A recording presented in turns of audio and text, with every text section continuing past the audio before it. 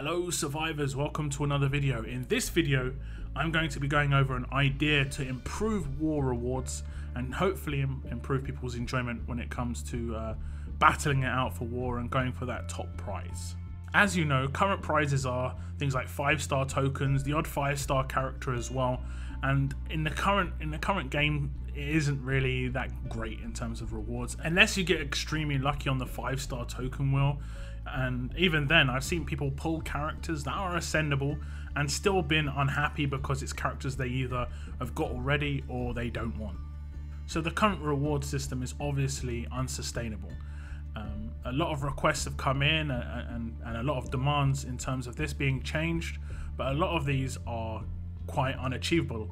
So as much as the current situation is unsustainable, a lot of the requests are unachievable, and we need to find that middle ground, which is more like a Goldilocks situation that can be both achievable and make people happy at the same time. And that's what this idea is basically about. So on to the idea. The idea would be to add a war token structure to the game, and these tokens would be gained through participation in war. Now, the most tokens would be gained by first place placement in war, but you could also have other areas that you could gain tokens. Now, every single faction in the tournament would gain tokens based on placement, but obviously first place would gain the most. Second place would gain a bit less, third place a bit less than them, so on and so forth.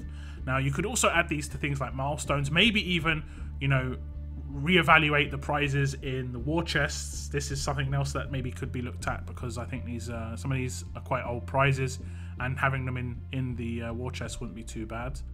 These tokens you'd be able to spend in a war depot, kind of like how the supply depot, survival road depot, and the faction assault depot works, but it would just be for war tokens, and it will be very much top tier prizes. So I'm going to go to a visual representation of the war depot so you get a better idea what I mean. So if I click supply depot now, so this is it. This is the lockdown war depot idea. It works a lot like the other depots. As it says in the top left hand corner, prices adjust for visuals. This is just a visual representation, so don't take this on board too much. I'm not trying to build the economy of the depot just yet, just roughly how it'll work, what I hope to see in here, that sort of thing. I do, however, really like my token icon, so if that was used, I wouldn't be too upset. So maybe pimp it out a little bit, but skull and crossbones, yes please. So first up, we have the top left hand corner, and the top left hand corner, as you can see, is Father Gabriel. And the reason I put Father Gabriel in here, he would be an ascendable 5-star to 6-star, and the reason I put him in there is because there have been a lot of requests to have characters that are not mainline characters, and I think having unique characters within the war depot that are only attainable through war, and being able to make them characters that maybe need a little bit of love in terms of how many of them we've got in the game would be great. Another character that I've got here is also Axel, another character that I think has been requested quite a lot, and this would be sort of like 2 birds with 1 stone. I know it's a bit more fluff, but it's kind of nice to have more a bigger range of characters. Having multiples of the same character, it can be quite hard to know who you're coming up against. You have to sort of determine it by what they're wearing, their sort of look, or you have to long press them to check their rush in the middle of a raid, which is not ideal. Now, just like Survival Road, the characters that are unique to the war depot would need to have some sort of multi-tool. I think this is an ongoing thing. It is in assault markers as well, so it would probably be in this if this was added. I think it shouldn't be as expensive as it is in Survival Road compared to the actual character. I think 5% of the cost, considering how many you need, would be better. I think in the Survival Road depot, it's nearly 20% of the cost of the 5-star, which is a bit too much considering you need 7. So the multi-tools themselves actually cost more than the character, which is not great.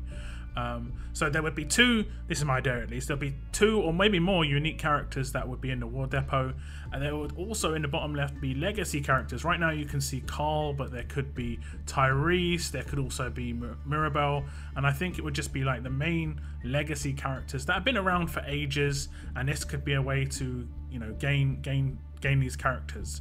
Now, as I mentioned before, everybody would be able to get these war tokens. Regardless of what place you come in, you would get tokens. You would just get more if you were in the top faction. So you'd be able to get more of these rewards, and you'd be able to get these rewards faster if you were in the, you know, the first place faction. Whereas if you're a faction that consistently comes, I don't know, 8th place to 12th place, while you won't get the characters as quickly, you will be able to gain something long term. There'll be something for you to look forward to, and it makes everybody be able to enjoy something that in the 5-star game, I don't think everyone really enjoyed it, in terms of the top prizes were only attainable by you know, a very small percentage of people on each region, which was fine at the time, but I think it's better to have it long term, everyone being able to attain these prizes, but the best factions just can get more and can get them faster. I think that's fair. Now we'll go to the other prizes. I'll just skim through these. The one to the right of the Mirabelle that's currently on the screen is the same as the Survival Road Markers crate, where it has legendary tokens in and ascendance tokens. I think this is another avenue to get those would be good. I think they should maybe even be added to supply depot as well. There's also gear in here. This is tier 4 basic gear. There's also tier 3 basic gear and special gear, so it's got the radios and the watches in, that's above that. All the trainers, so be like Lilith, Aiden's, Ulysses, 5-star trainers, you name it. And in the bottom right hand corner, this was an idea, because I couldn't really come up with it, this was an idea from Mama Deadhead in terms of just adding the other types of cans in this, and that would be Survival Road cans, Territory cans, and War cans, because we don't have those in supply depot at the moment. But this doesn't have, this is just an idea, this is just to fill the space for the moment.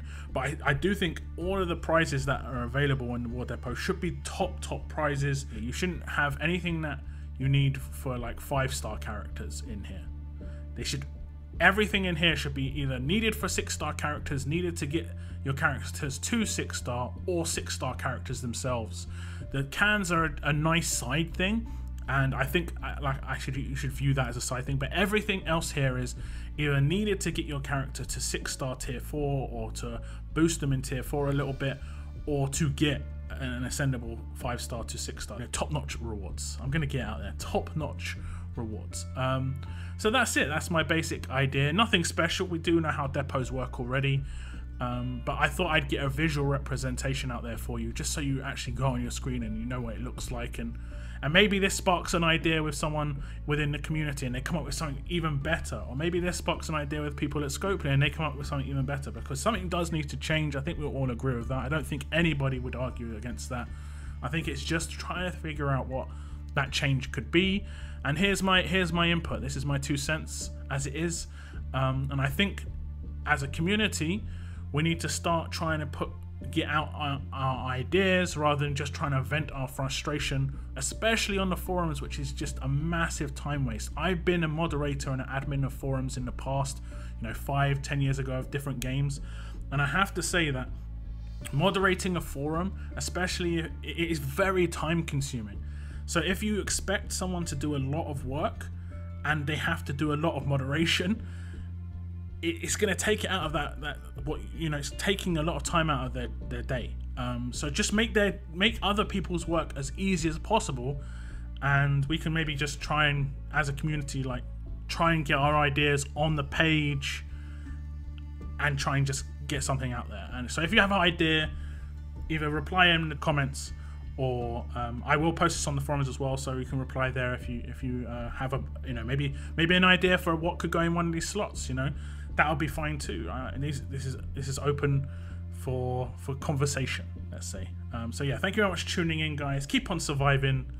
Keep on surviving.